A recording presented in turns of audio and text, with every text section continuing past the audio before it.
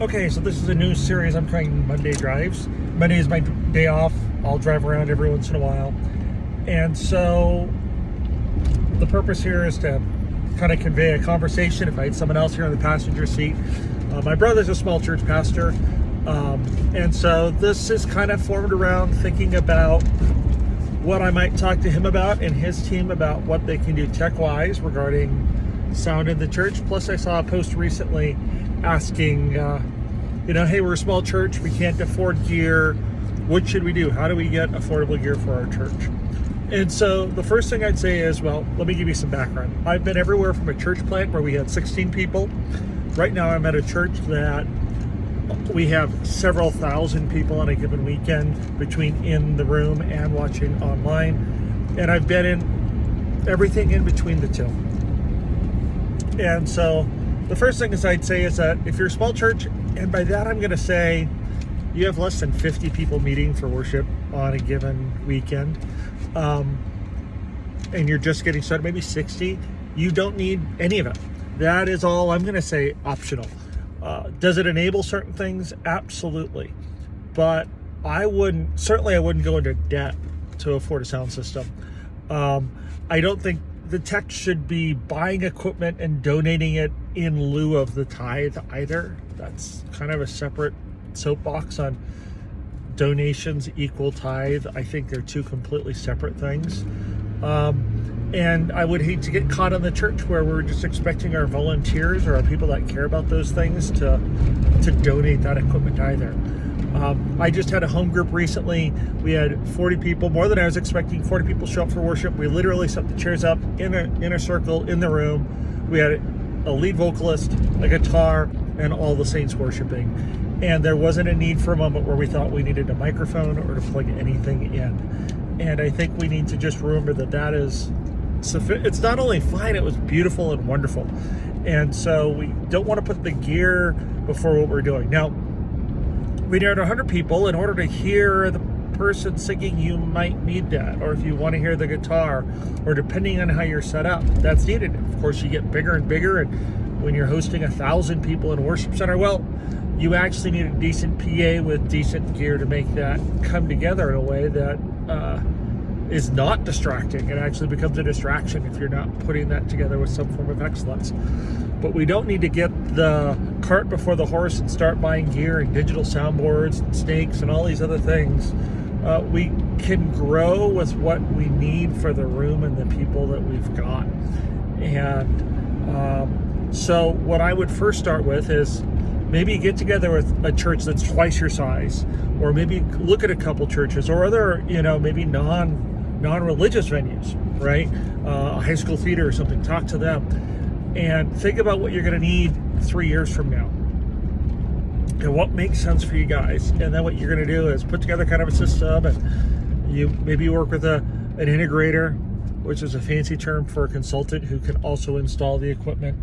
Or you go down to your local guitar shop, you talk to them, or maybe you deal with one of these online.com shops, and you put together a bill of materials or a list of all the gear you need, and then you talk to them, and hopefully a good person who's not just a slick salesman will work with you this way. But you say, okay, let's literally organize these in the orders of what do we need just to get started. And that will be the first purchase after you save up for it. So my point on that would be to say, hey, maybe we need a powered loudspeaker and a microphone for the pastor. And that's the start. Okay, great. Now when we get a little bit more money, what's the second thing? What's the third thing? What's the fourth thing? And buy those in order. And someone who is a salesperson willing to commit to the relationship will help you line those all up in order. Okay, when you get a little bit more money, buy this. So that way you're just not throwing money that you're going to have to replace in 2 years, or you're going to regret, or you're going to buy it, but it's not going to be compatible with something else. Start off with a vision and how much you're going to spend based off of your room and your needs of what your group is doing and where you think you'll be 3 years from now, and buy towards that. Let's talk about money. Absolutely, I think the church should never be getting in debt. Yes, there's tons of places that will give it to you interest-free, and I don't think it's a wise use of the tithe. because now you're beholden unto that leaseholder or that lien company, whoever you hold debt with, even though it's quote unquote interest free. You're starting off, you have very little budget. Great.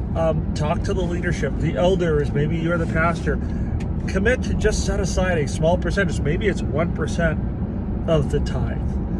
And that might be $5. That might be $1. But set aside 1% of the tithe to start spending towards these things, and then wait. And you might mean that you have to wait a year before you can actually make a meaningful purchase. Well, that's fine.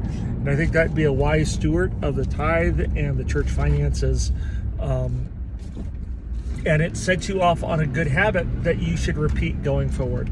I really hate it when we're spending outside of our budgets when we don't have to. Like, I believe that we can budget and save up for the things that we need to.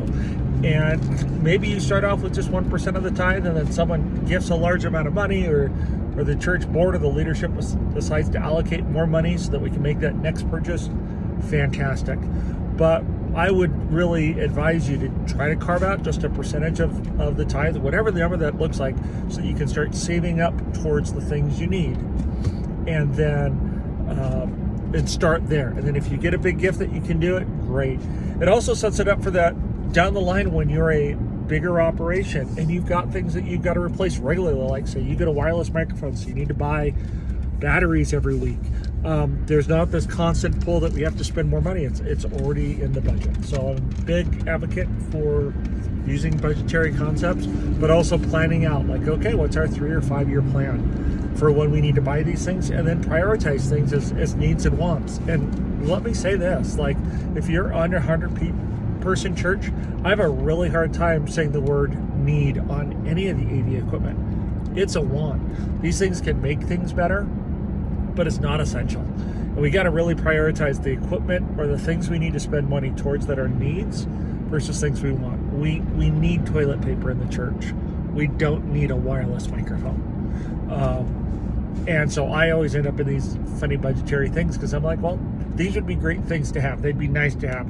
If I was spending my own money, I would spend it this way. But it's really hard to say that we need any of it. Why? Because I have been in gyms with awful looking house lighting fixtures and worship literally in the round, and it's glorious. In fact, I remember I was at a conference once where we were in Atlanta, Georgia at the State University, and literally in the middle of worship, big concert setup production. This was a denominational conference, and the power went out. Boom. Pitch black in the building.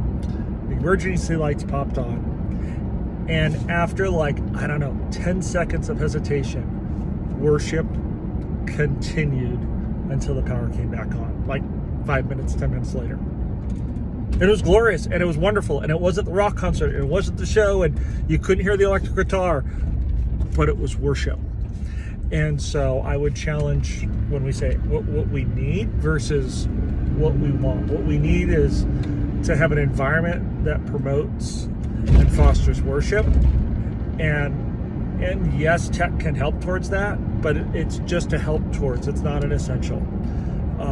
So hopefully, it's kind of a rant, it's kind of a ramble, but these are what I think might be helpful to some of you. We don't need sound equipment. We don't need lighting equipment. We don't need haze. Can they add to the experience? Absolutely. When we look at the Old Testament and it talks about how the temple was to be done, we see everything about gold and certain types of wood and certain types of lumber and things that added to the experience.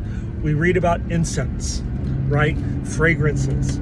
Okay, you go back to the old cathedrals in Europe and you see stained glass, which was kind of the original lighting design in the church, that we have colored stained glass in the church. We have marble that was crafted and formed at the spires of these cathedrals that only God could appreciate.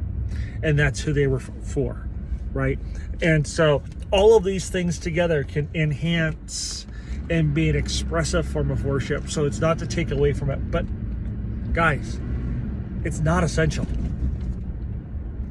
And so we need to focus on what really matters, and start there. And then as we have time and budget and the ability to be expressive in these things and to enhance the experience, absolutely, right? We don't need new paint on the wall.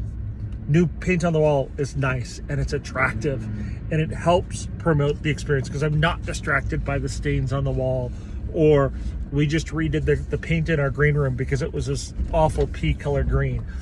We never needed to replace it, but it sure helps to create atmospheres that enhance the experience. So I don't know, take that for what you will. Please, in the comments, tell me what you think about this sort of stuff. I think it might be neat to start having conversations like this about discussions that I see people talking about in chat rooms, coming from my experience of being 30 years in the church, working in church production, and on church leadership and secular arenas, like all of that stuff. I'm hoping this just provokes some thoughts and some good discussions amongst you and your teams, and maybe in the chat room down or the comment section. And if there's something you'd like to just hear my thoughts on, please let me know. I'm a fierce believer that the church is essential, and that if all of our churches were to double in size, there's still not nearly enough. Like, if all of our churches were to double in size, there's still going to be tons of people not saved in our communities.